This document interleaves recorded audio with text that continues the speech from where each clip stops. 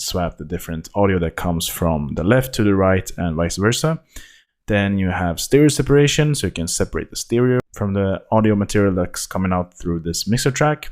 Then we have the volume meter here. You have your different inserts, track latency, you can see that as well. You have ARM disk recording, so that comes to when we go to the recording section, you will see what that is all about. Let's take a look at the different inserts you can use in the mixer.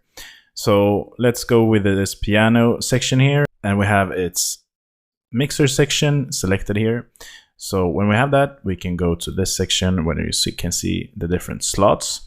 So what you will do here is to choose one of these slots, and the signal will actually travel through these slots. So if you choose one plugin to be, for instance, on slot 1, that will travel through that plugin and then come to the plugin that you have set on slot 2, and so on and so forth. So let's say slot 1 here, I can just go with, let's say, a delay plugin here like that. And now you will hear the delay coming through, or the signal coming through the delay, and then back to the master track here.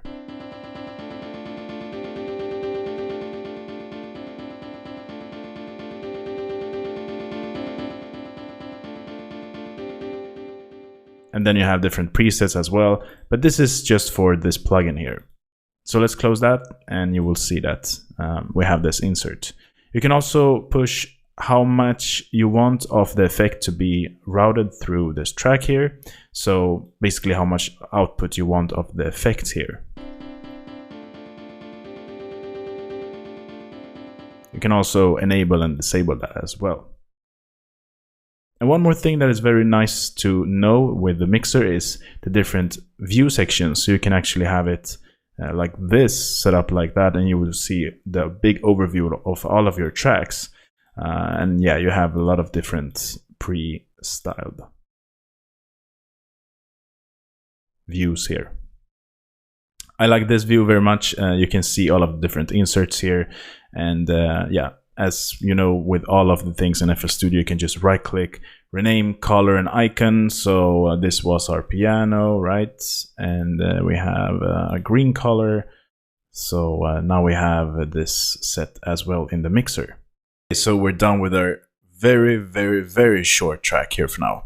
So I'm just going to show you how to export and save this track. So you can just save it like you want, and you can just choose a location on your hard drive. So you just save it, rename it, and you have it saved on your hard drive as an FLP file. So you can just open it on FL Studio. If you want to export the track, you can do it by go to export here, and you can choose WAV, MP3, and all of the different files here. So let's say that we want it to be a WAV file. I can just do it like this and choose it. This is a Mac, as you can see here, so it may look a bit different on your computer.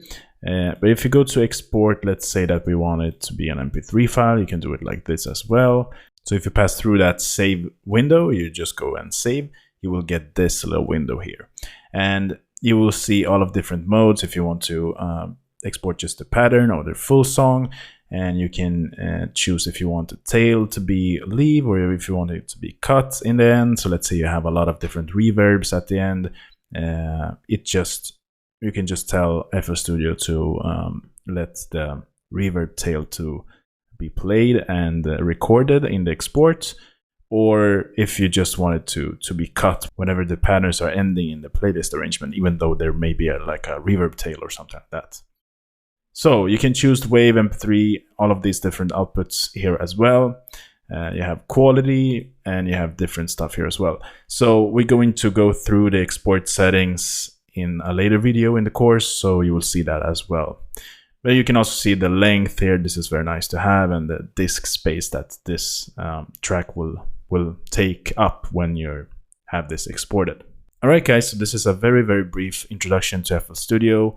Let's dive deep into FL Studio in the next lectures. So see you there.